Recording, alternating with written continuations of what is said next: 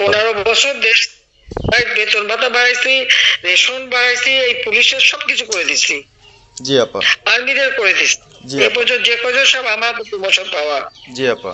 আর এখন একেবারে ওই সুদখোর ইউনূসের কথা শুনে লাফাচ্ছে। আর ওই জামাতের ওরা কয়দিন আছে, জি আপা। সামনের 1 মাস থেকে কিনা দেখো, তখনই আপনারা যারা বেশি বাড়াবাড়ি করেন কোথায় যাবেন সেটা বুঝে নিয়েন।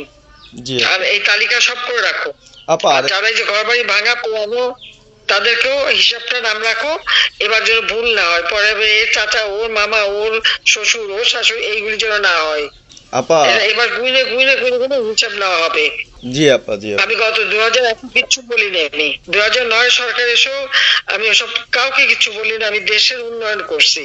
আল্লাহ এরপরে যদি আল্লাহ যদি সুযোগ দেয়, তার আগে যারা আমার নেতা কর্মীকে হাত দিচ্ছে, কোপায় কোপায় ছাত্রলীগে মারতেছে, প্রত্যেকের এক একটা শিক্ষা আমি দিয়ে ছাড়বো। আর